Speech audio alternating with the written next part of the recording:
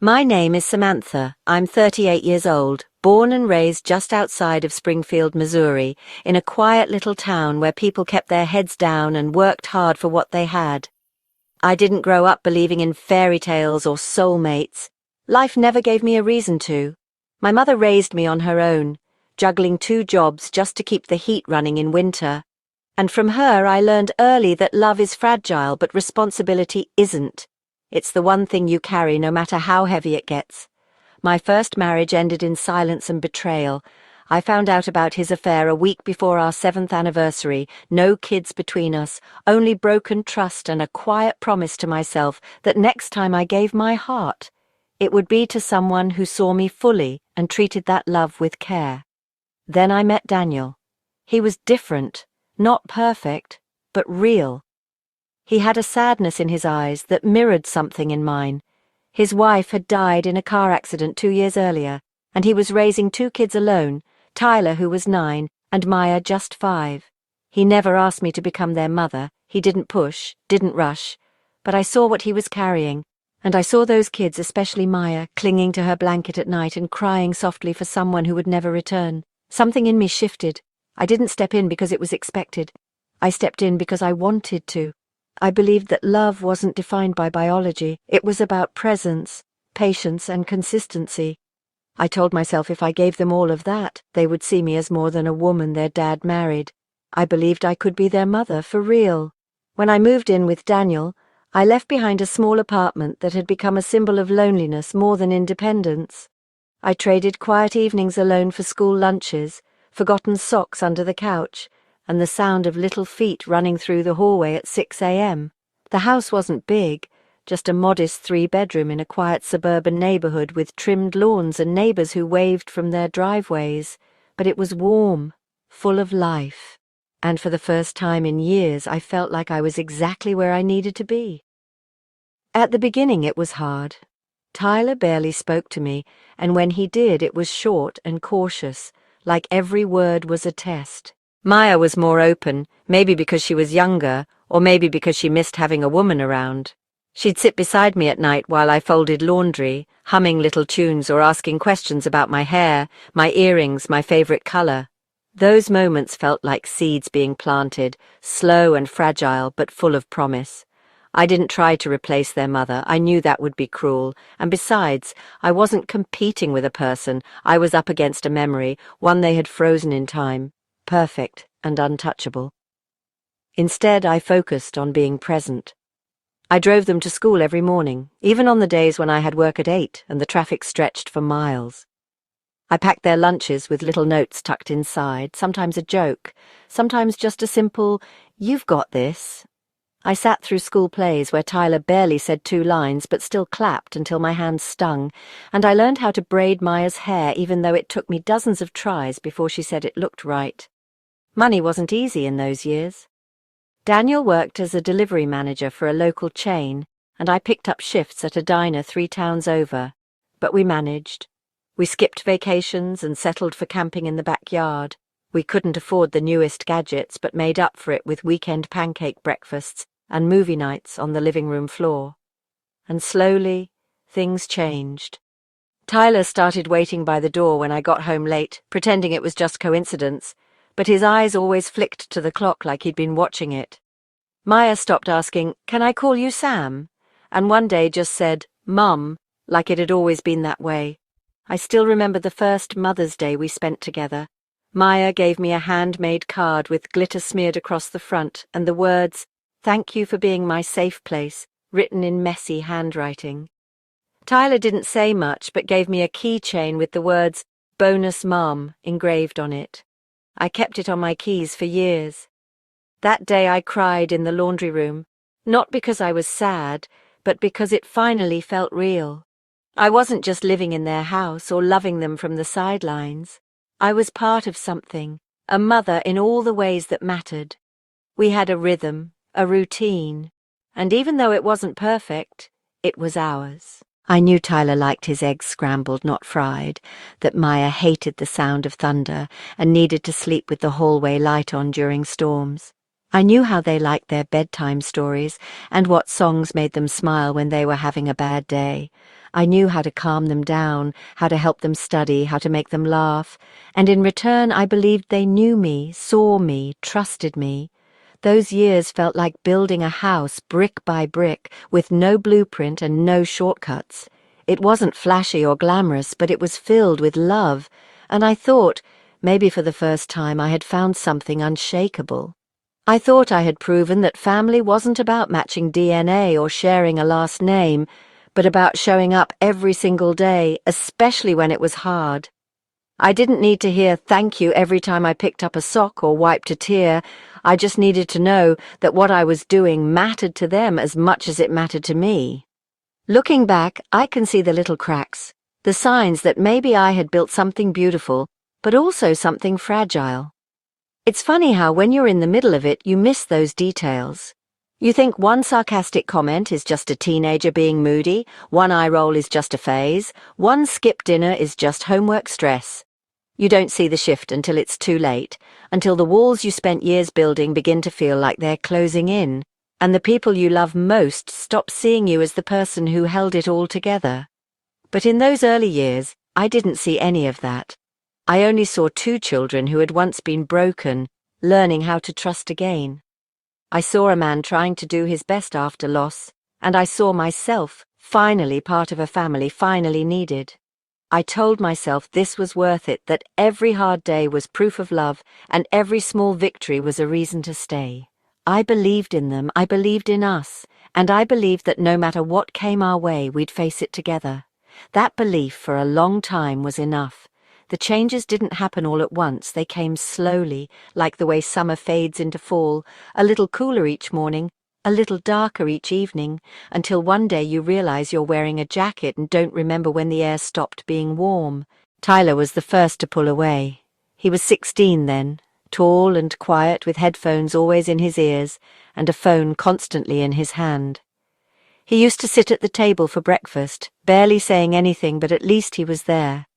Then he started coming down late, grabbing a granola bar without a word, leaving crumbs and silence behind him. When I asked how school was, he shrugged. When I reminded him to take out the trash, he said he'd do it later and didn't. At first I thought it was just the age. People always talk about how teenagers push boundaries, how they need space, how it's nothing personal. So I gave him space. I stopped asking too many questions, stopped hovering around when he came home from school, stopped insisting he eat dinner at the table every night. I told myself I was respecting his growth, giving him room to be his own person. But the more I pulled back, the further he drifted, and in that space between us something started growing, something colder than distance. Maya, who had always been my little shadow, started changing too. At 13, she became moody and sharp, her kindness replaced with sarcasm that didn't suit her. She rolled her eyes at nearly everything I said and started comparing me to her friends' mothers, saying things like, "Jessica's mum lets her stay out later," or, "You're so old-fashioned, Sam." That name stung. She hadn't called me Sam in years, not since the early days when she was still learning to trust me. Now she said it like a stranger, deliberate and distant. They both began pushing back in small but deliberate ways. I'd ask for help setting the table and they'd pretend not to hear. I'd mention chores and they'd groan or argue. Tyler started staying out late without telling us where he was going. When I asked Daniel if he was going to say something, he just shook his head and said Tyler needed to figure things out on his own. That wasn't how we used to handle things. We had always been a team when it came to parenting, always talked things through, always agreed on consequences and boundaries. But now, Daniel seemed tired, distracted, more focused on work or his phone than the tension building under our roof. There were other signs too, little things that didn't seem like much on their own, but together felt like the beginning of something I didn't want to name. One evening, I found Tyler scrolling through old photos on his phone, pictures of his biological mother. And when he noticed me watching, he turned the screen away without a word. I didn't say anything either. I knew that grief never really left, but something about that moment stayed with me. It felt like a wall going up, a reminder that no matter how much love I gave, part of him would always belong to someone I could never replace. The real pain wasn't in their silence or their attitude, it was in how familiar it all started to feel.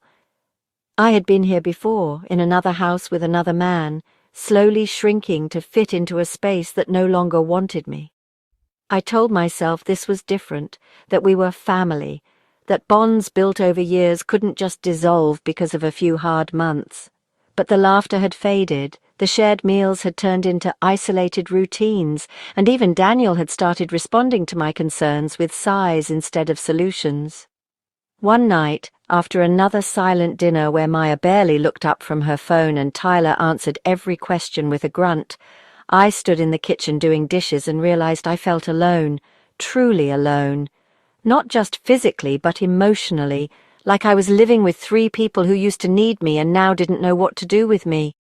That feeling stayed, even as I tried to dismiss it, even as I kept showing up, cooking, cleaning, asking about school, pretending things would go back to how they were. But deep down I knew something had shifted. The home I had helped build, the one filled with bedtime stories and pancake mornings, was slipping through my fingers.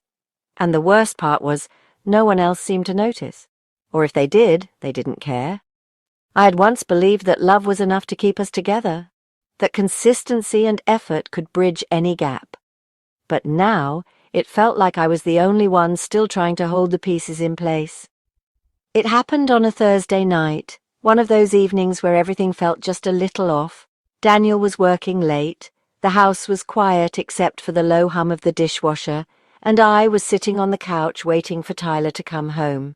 He had been staying out later than usual for weeks, sometimes past 10, other times close to midnight, and though I had asked him repeatedly to let me know where he was going, he never gave a clear answer.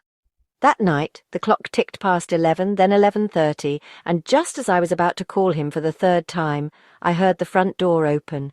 Tyler walked in without a word, tossing his hoodie on the floor and heading toward the kitchen like he didn't notice or didn't care that I had been up waiting. I stood, my voice steady but firm, and asked him where he had been. He didn't even look at me when he replied, said something about hanging out with friends, and shrugged, like it wasn't worth explaining. I told him again that he needed to communicate, that if he was going to be out late he had to call or text, that it was about respect and safety. He rolled his eyes and said I was overreacting. I reminded him that under this roof there were still rules and expectations. Then he looked me in the eye, with something sharp and cold behind his words, and said it. "You're not my real mum, so stop acting like you get to tell me what to do." For a second I couldn't breathe, the room didn't spin, it just stopped. I don't know what hurt more, the words themselves or how easily he said them, like they had been sitting on the tip of his tongue, waiting for the right moment to strike. I didn't yell, I didn't cry, I just stood there, frozen, waiting for him to take it back, to soften, to say he didn't mean it. But he didn't. Instead, Maya came down the stairs, probably having heard the commotion, and without missing a beat, she added her voice to his. "Yeah, you're just someone Dad married, that doesn't make you our mum." She wasn't shouting, she wasn't angry, she was just stating it like a fact, like something she had thought about and decided was true. I turned to look at her, this girl I had rocked to sleep, bandaged knees for, read stories to, and suddenly I couldn't find her in the face standing in front of me. I looked to Daniel, who had just come through the door, briefcase in hand, face tired from the long day. I expected something from him, a word, a reaction, anything that would tell me I wasn't alone in this. But he set his bag down slowly, glanced at Tyler, then at Maya, and finally at me. He didn't say they were wrong. He didn't defend me. All he said was, "Maybe you should try not to escalate things." His voice was low, almost bored, as if my pain was inconvenient, as if his children were just being difficult and I was making too much of it. That was the moment something inside me broke, not in a dramatic, crashing way, but quietly, like a hairline crack spreading through glass.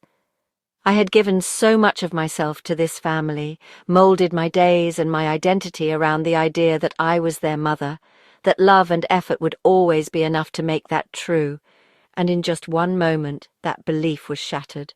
Not because of what the kids said, but because of the silence that followed, because the man who had once called me his partner didn't see fit to remind them of who I was and what I had done.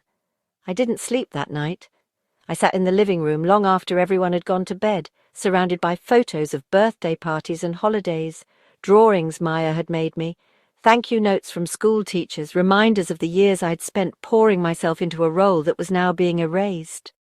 Every memory that once brought joy now felt like a quiet betrayal, proof of how easily love could be rewritten, how quickly people could forget. In the days that followed, things didn't get better. Tyler started testing limits even more, missing curfews, ignoring chores, coming and going as he pleased. Maya mirrored his defiance, slamming doors, leaving messes, rolling her eyes when I asked simple questions. But what hurt the most was how Daniel started fading from me too. He stopped joining in on family dinners, stopped asking how my day was, started sleeping on the couch some nights, claiming he had back pain. When I asked him if he was going to talk to the kids, if he was going to explain to them that what they said was wrong, he shrugged and said, "They're teenagers. It's a phase." But deep down, I knew it wasn't a phase. It wasn't just hormones or attitude or growing pains. It was something deeper, something that had been allowed to grow unchecked for too long. I had gone from being a mother to being an outsider in my own home, and the people I'd given everything to didn't seem to notice or care.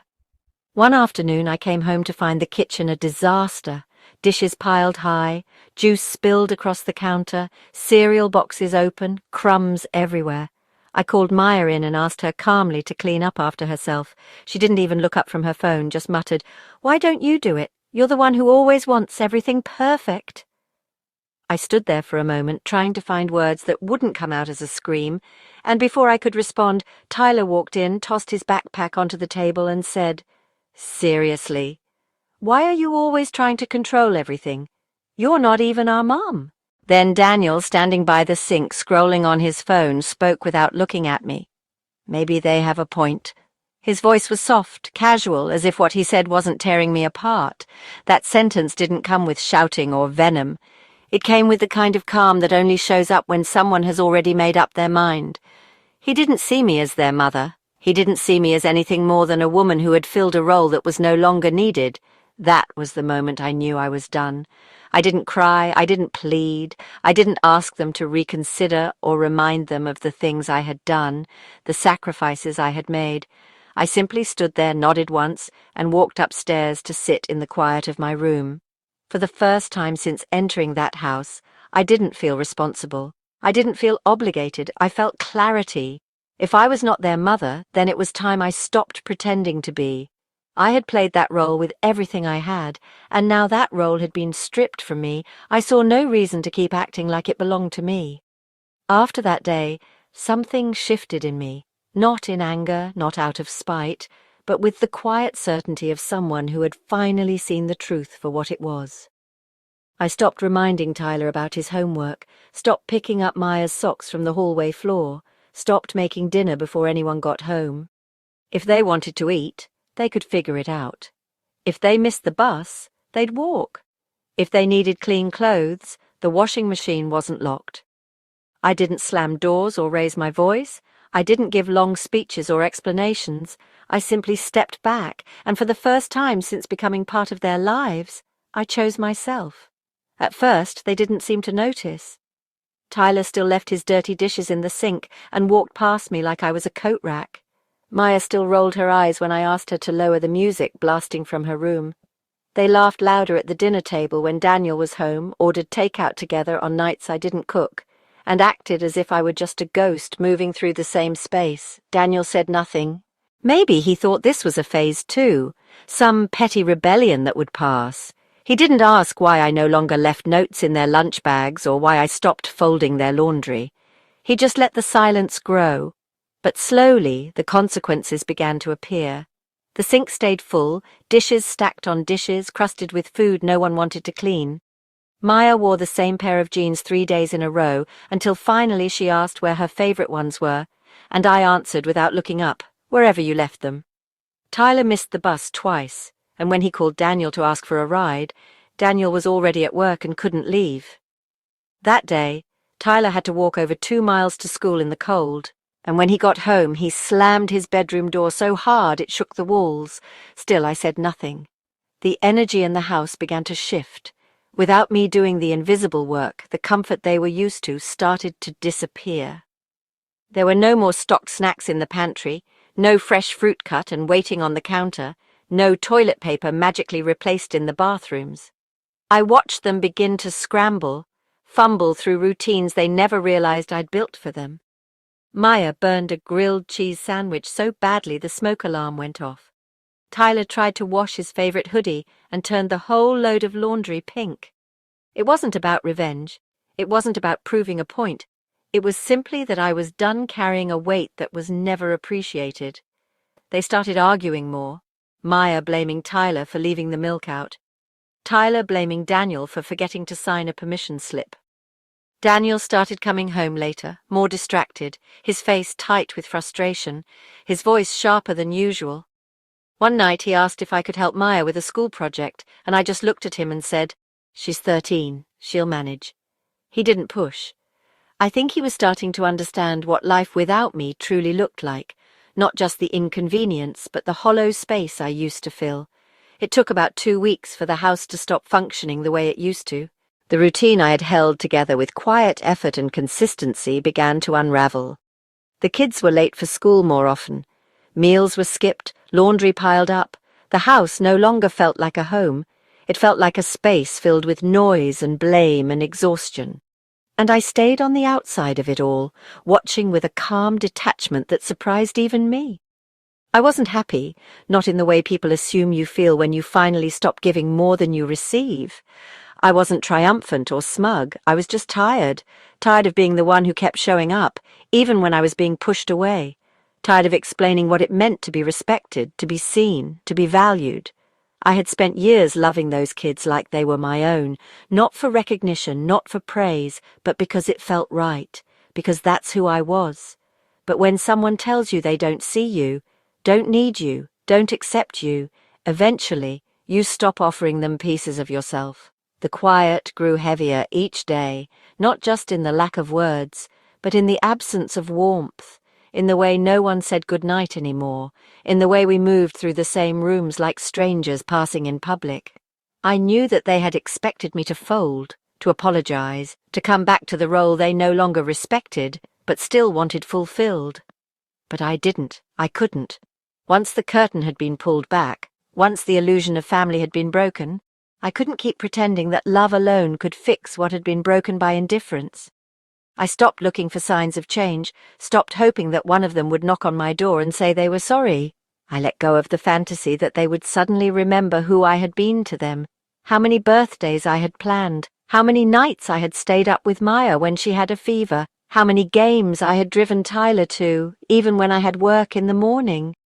I accepted that those things had mattered to me far more than they ever did to them, and in that acceptance I felt something I hadn't felt in months. Peace. Not the loud kind, not the kind that comes with closure or clarity, but a soft, steady quiet that settles deep in your chest when you finally stop fighting to be seen. I stopped trying to prove my worth. I stopped asking to be loved. I simply existed, no longer their mother, no longer their caretaker, just a woman who had given all she could and had nothing left to give. It didn't take long before the consequences of my silence began to stretch beyond dirty dishes and late buses. The house, once filled with warmth and laughter, now echoed with complaints, slammed doors, and passive silence. I watched it all unfold without interfering, because I had nothing left to offer. Daniel was the first to show signs of strain. He began waking up earlier, staying at work longer, sometimes even volunteering for extra shifts just to avoid being home. When I asked if he would be home for dinner, he would shrug and say he wasn't sure, his eyes not quite meeting mine. Tyler became frustrated quicker, no longer finding joy in the freedom he thought he wanted. He missed 2 assignment deadlines because I wasn't there to remind him, and his grades started slipping. One afternoon he stormed into the kitchen looking for a clean shirt for gym class, opened the dryer and found it empty. He turned to me, standing in the doorway, and asked why nothing was washed. I answered calmly that I wasn't his housekeeper. And if he wanted clean clothes, he could wash them himself. His face fell for a moment, confusion and disbelief mixing in his expression, but he said nothing and walked away. Maya fared no better. She struggled to wake up on time, missed breakfast most mornings, and left the house dishevelled and half-prepared. One night she came home in tears because she had forgotten to bring a science project that I used to help her pack. When she dropped her backpack by the door and glared at me as if I had betrayed her, I simply looked at her and said, "I reminded you last week and you ignored me." Her silence was sharp, but I didn't feel it. The weekends, once filled with grocery trips and movie nights, now felt long and disconnected. The fridge became emptier each week, snacks vanished and were never replaced, the pantry shelves became bare. Daniel made attempts to fill the gaps, bringing home takeout or handing Maya $20 for school lunch, but it was inconsistent and rushed, done out of necessity rather than care. The small rituals that had once tied us together, like me making pancakes every Sunday morning or cutting fruit into little hearts for Maya's lunch, were gone. No one asked for them, and I didn't offer. Slowly, even Daniel began to feel the cost. The bills were still paid, but the emotional toll was becoming visible in the way he rubbed his temples more often, in the way he sighed when Tyler asked for money or when Maya forgot her backpack again. He began to mention things under his breath, quiet little frustrations he used to share with me over tea after the kids went to bed. But now there was no tea, no quiet moments, no glances of understanding across the room. Just distance, just obligation. One night, Daniel tried to reintroduce some kind of order. He called a family meeting, something we hadn't done in months, and asked everyone to sit in the living room. I stayed silent as he talked about the mess, the missed responsibilities, the lack of respect in the house. Tyler rolled his eyes and said he was too old for rules. Maya picked at her nails, clearly bored, and then Daniel turned to me and asked what I thought, as if I were still holding the same role, as if I could offer the guidance and structure he had quietly stripped from me. I looked at him and said, I think they should take care of their responsibilities themselves, just like they asked. The room went quiet. Tyler frowned. Maya looked away. Daniel blinked as if he hadn't expected me to actually mean it, but I did. I wasn't going to step back in and save them from the very chaos they had chosen. I wasn't going to fill the gap they created with their own rejection. They had made it clear I didn't belong in that space anymore, and I'd stopped trying to convince them otherwise. Not long after that, the school called. Tyler had missed detention and Maya had failed to submit a group project. Normally I would have handled it. Called the teachers, scheduled a meeting, helped them regroup. But this time, the school called Daniel. He was the legal parent after all. He came home that night frustrated, pacing in the kitchen, muttering about schedules and discipline and how everything was starting to fall apart.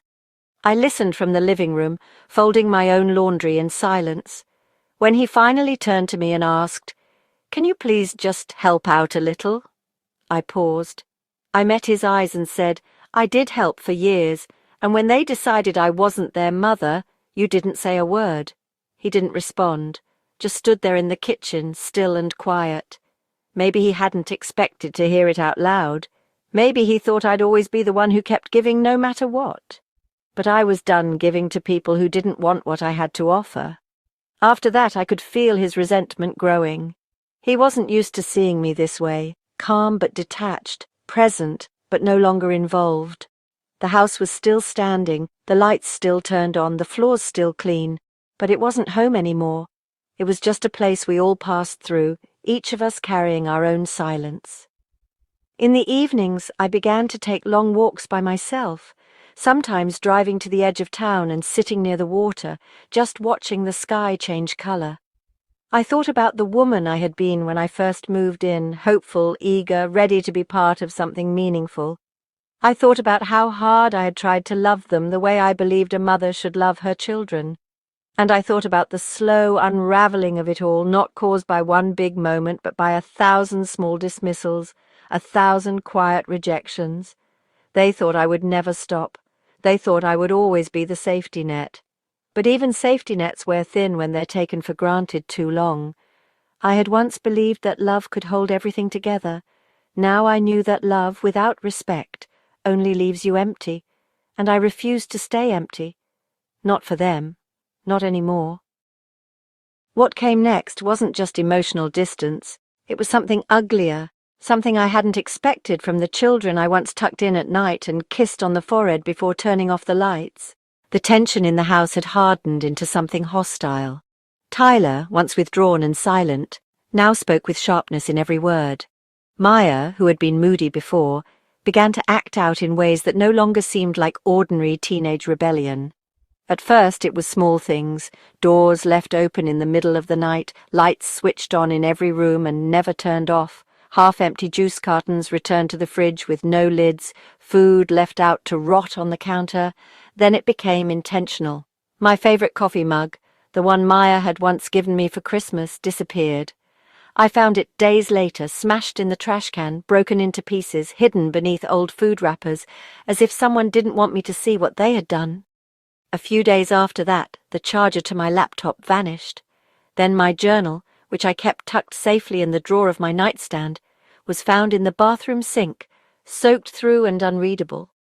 I didn't accuse them right away. I watched. I waited. I listened to the way they laughed together in the hallway when I walked past. I noticed how Daniel never asked them questions, never mentioned the missing items, never seemed to acknowledge the shift that was happening under his own roof. But I wasn't naive anymore. I knew where this was headed, and I knew I had to protect myself, because it was no longer about words or respect. It was about safety, so I started documenting everything. I bought a small voice recorder and kept it in my pocket during tense conversations. I took pictures of damaged items, saved screenshots of sarcastic and passive-aggressive messages left on the family group chat. I created a folder on my computer, backed it up in the cloud, and labelled it plainly, just in case. The worst came one evening when I returned home from a late shift at the library where I had picked up extra hours. I opened the front door and immediately sensed that something was wrong. The air was heavy. The lights were dim, but not in a peaceful way. I walked into the bedroom and found my closet in shambles. Clothes torn and thrown across the floor, drawers yanked open, a bottle of perfume shattered near the window. At first I just stood there, stunned. Then I stepped forward, picking up a piece of fabric that had once been my favourite blouse. It had been sliced with scissors. That's when I noticed the marker on the mirror. Written in big, messy letters were the words, "You'll never be our mom, so stop pretending." My hands shook as I took a photo, then another, then another. I walked out of the room and found Tyler and Maya in the living room watching TV, feet up on the couch, faces expressionless. Neither of them said anything. Neither of them looked at me. And I didn't ask them why, because I already knew. They had decided that since I was no longer part of their family, I was no longer owed even the most basic level of human decency. I told Daniel that night, showed him the photos, the video from the hallway camera I had installed without telling anyone, footage of Tyler going into my room, scissors in hand, Maya standing outside the door watching. He looked at the images, then rubbed his eyes and said, "They're just kids, Sam. They're angry. They'll get over it." That was when I realized he was gone too. Not physically, but emotionally. He had stopped being my partner a long time ago. Maybe he had never really been one. Maybe I had imagined us as a team, because I needed to believe I wasn't doing all of this alone. I stopped speaking to them entirely. I moved my belongings into the guest room, locked the door when I wasn't home, and made plans quietly, carefully. I met with a lawyer during my lunch breaks, explained everything, provided the evidence, outlined the incidents. The lawyer listened closely, took notes, and said I had more than enough to pursue a divorce, even file a restraining order if necessary. She said that what I had endured wasn't just emotional cruelty, but crossed into the realm of harassment and intimidation. I asked her if I was overreacting. She said no. I asked her if I should wait longer, try again. She said, "How much more are you willing to lose before you leave?" I filed a police report about the destruction of my belongings. The officers were polite but hesitant. They couldn't promise much, but they documented everything. That record, combined with the evidence I had collected, strengthened my legal position. I opened a new bank account in my name only, transferred what little savings I had managed to protect over the years, and closed the joint accounts. I listed out every important document, gathered everything quietly, methodically, like someone preparing for a storm they could no longer avoid. Then, one morning before anyone woke up, I printed out the divorce papers, placed them in an envelope, and left them on the kitchen counter next to a folded copy of the police report and photos of the damage. I didn't leave a note, I didn't explain, I simply walked out of the house, got in my car and drove away. My phone started buzzing less than an hour later. Daniel's number. I didn't answer, then came the texts, first confused, then angry, then panicked. He must have reached the second envelope, the one that held not just legal documents but the clear, undeniable truth of what had been happening inside that house. I included everything, not because I wanted to humiliate them, but because I refused to be painted as the villain in a story where I had done nothing but love too deeply and for too long. I moved into a small rental on the edge of town, quiet, clean, empty. The silence there was different, not heavy or painful, just still. I sat on the floor that first night. No furniture yet, just a blanket and a pillow, and for the first time in years I felt safe. Not happy, not healed, but safe. The messages kept coming, Daniel first, then Maya, then Tyler. Some full of rage, others empty apologies, some just silence in the form of blank typing bubbles that disappeared before they were sent. I read each one, then closed the app. I didn't reply. I didn't need to. Because I had said everything I needed to say with my absence, because walking away was the loudest truth I could offer, because finally I was free. In the weeks that followed, the silence from my side became louder than any argument we had ever had. I didn't respond to Daniel's calls or his texts, and I didn't engage with the guilt-laced voicemails that alternated between blame and pleading. At first, they came often, several times a day, his voice tense with disbelief, then frustration, then desperation. "You're being dramatic, Sam. You're punishing the whole family because of a few harsh words. You're abandoning us." I listened to each one only once, never twice, and then I deleted them. I didn't want to hold on to voices that only spoke when they were losing something. A few days later, the messages began to shift. They became longer, filled with half-hearted explanations and half-truths disguised as apologies. Daniel said he didn't realize how bad it had gotten. He said he thought the kids were just lashing out, that he didn't think I would actually leave. He said he missed me, but every word felt like it came too late, like it had been formed not out of understanding but out of panic. If he had truly seen me, truly valued me, he would have spoken up the moment his children crossed the line. But he hadn't. He stood in silence while I was erased from the family I helped build. The money that had once been shared was now inaccessible to him. I had moved quickly under legal advice and taken back what was mine. The house remained his, along with the mortgage, the maintenance, and the responsibility. The lawyer had made sure of it. I wasn't asking for anything more than peace. I didn't want revenge or compensation. I wanted distance and I wanted freedom. The things they took from me could not be measured in money, and I had no interest in trying to make them pay for something they never truly understood. It took a little over a month before the messages from Daniel became fewer, shorter, less charged. I imagined reality had begun to settle in. Without me, things were no longer being done in the background, no longer running smoothly without effort. There was no one to restock the pantry, no one to prepare the weekly schedule, no one to balance the weight of every personality in that house. I could picture it. The clutter, the rising tension, the meals skipped or forgotten, the missed appointments, the homework left undone. I imagined Tyler sulking in his room, confused why his frustration no longer had a target. I imagined Maya looking for someone to blame when her favorite shirt wasn't washed, or when the school cafeteria ran out of her usual lunch. Eventually the children started reaching out. The first message came from Tyler, just 5 words, simple and without punctuation. "Can we please talk soon?" I read it and said nothing. 2 days later he tried again. "I know you probably don't want to hear from me, but I've been thinking a lot and I just want to say I'm sorry." I let that one sit too. Then came Maya. Hers was softer. "I hope you're okay. Just wanted to say that." At first it felt like a trap, like they were trying to test the waters to see if I would return at the first sign of remorse. But then more messages came, slower and with more weight. Tyler said he didn't know why he said what he did, that he thought pushing me away would make him feel more in control, more grown up, that he didn't realize how much I had done until no one was there to pick up the pieces. Maya said she missed our walks, our quiet talks before bed, the way I used to brush her hair and hum even when she was too old for lullabies. She didn't apologize outright, but I could feel it in her words, in the way she was reaching for something she didn't know how to name. Still, I didn't respond, not because I was being cruel, but because I had nothing left to give. I had already said goodbye, not in words, but in actions, in the way I had left, in the way I had remained gone. If they truly wanted to understand what I had meant to them, they needed to feel the emptiness my presence used to fill. I had once believed that forgiveness meant returning, that closure meant dialogue. But now I knew that sometimes the most loving thing you can do for yourself is to stay silent and move on.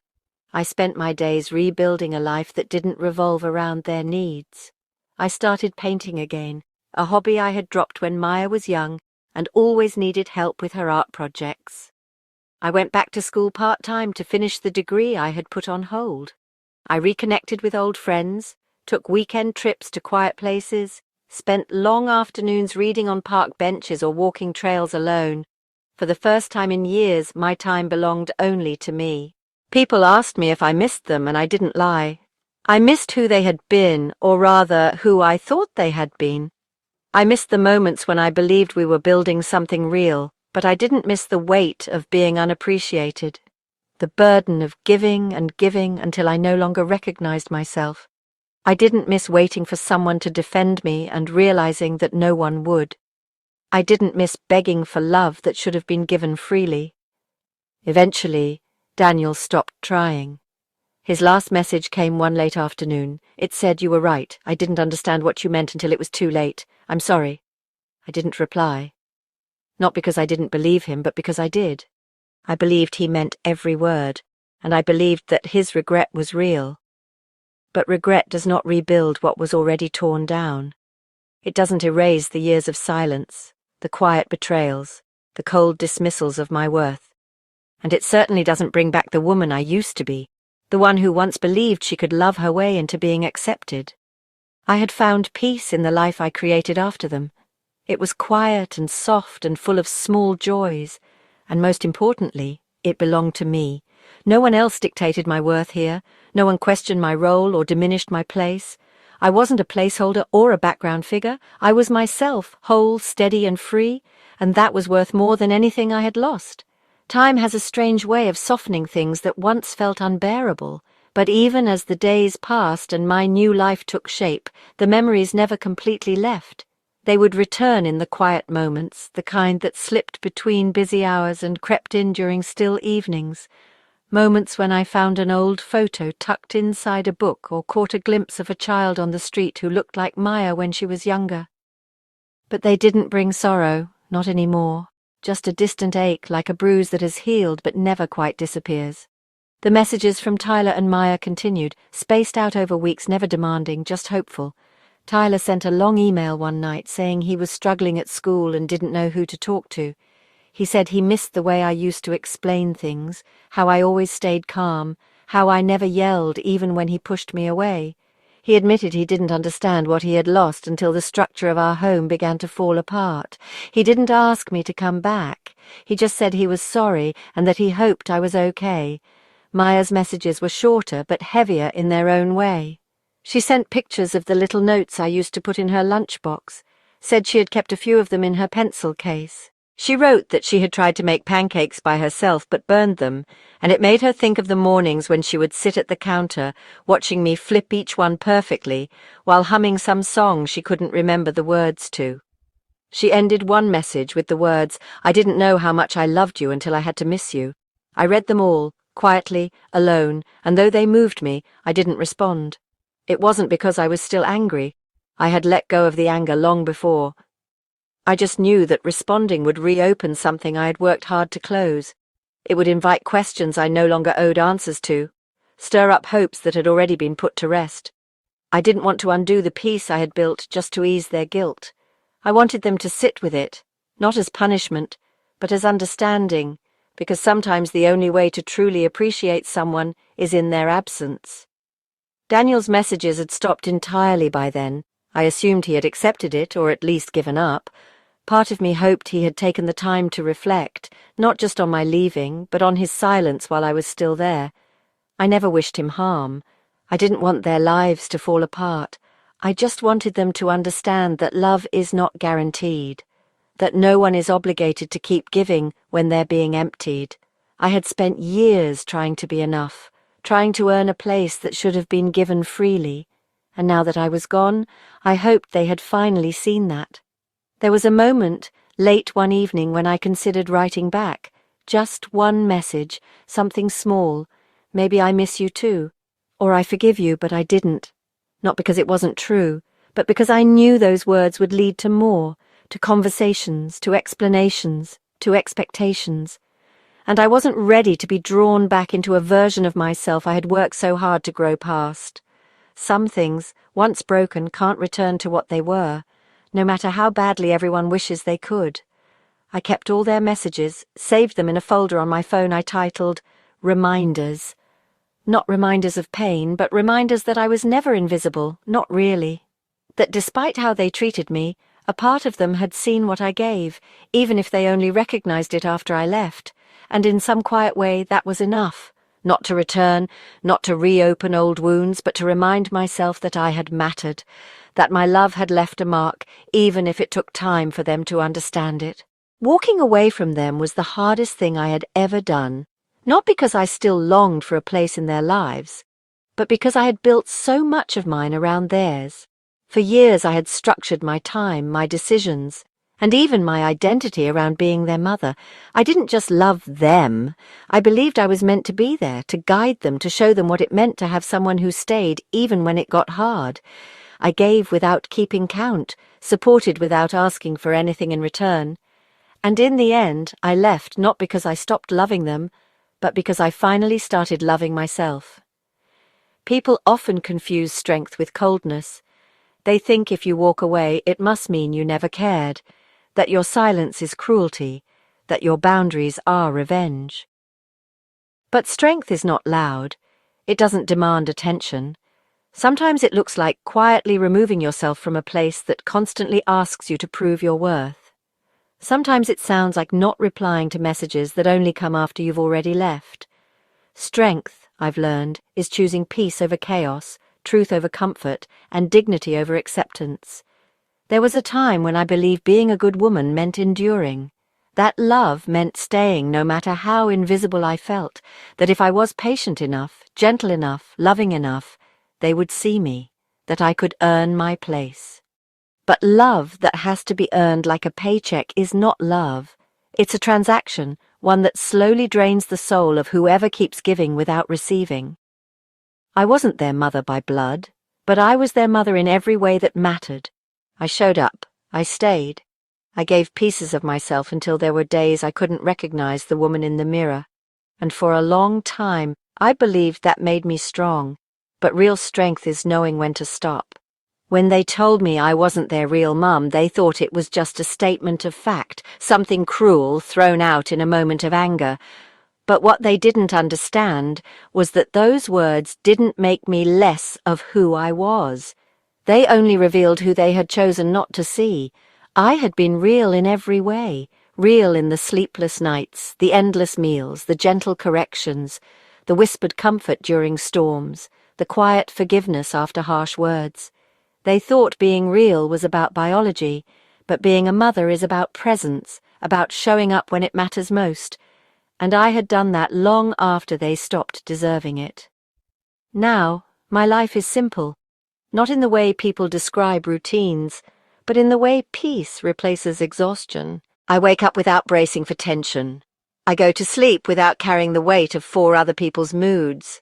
I read books without interruption, cook meals for myself without wondering if someone will complain about the seasoning, take walks without needing to check my phone every 5 minutes. I've rediscovered who I am outside of the role I once tried so hard to fill, and I've found joy in the quiet spaces where no one expects anything from me. Sometimes people ask if I would do it again, if I would step into that home knowing how it would end. And the answer is yes. Because the love I gave wasn't wasted, it was real, and I gave it freely. That love shaped them, taught them, anchored them in ways they may not fully understand for years. And while they may have rejected me in the end, they cannot erase the impact of my presence. Every lunch packed, every ride given, every hug offered in silence, those things mattered, even if only to me. The greatest lesson I've learned from all of this is simple. You do not have to stay where you are not seen. You do not have to keep proving your worth to people who refuse to acknowledge it. Love, real love, should not require constant justification. If they can only recognize your value after you're gone, then you were never truly valued to begin with. And if they treat your absence as the first time they feel your presence, then that is their burden to carry, not yours. So now, I live for myself. I live without apology. I focus on what brings me joy, on the people who uplift me without condition, on the future I am building one peaceful day at a time. I will always have room in my heart for the children I once called mine, but I no longer have room for people who do not honor the love I offer. My worth is not tied to their acceptance. My identity is not defined by a title they gave or took away. I am more than what they called me. I am more than what they refused to see. I am free, and that is more than enough. And if someone out there is listening, feeling like they're holding a family together with their bare hands, wondering if walking away makes them selfish or cruel, I hope they remember this. Love does not mean becoming small to be accepted. It means knowing when enough is enough. It means understanding that sometimes the most powerful thing you can do is leave with your head high and your heart intact. They may only realize your worth once you're gone, and by then it will be far too late.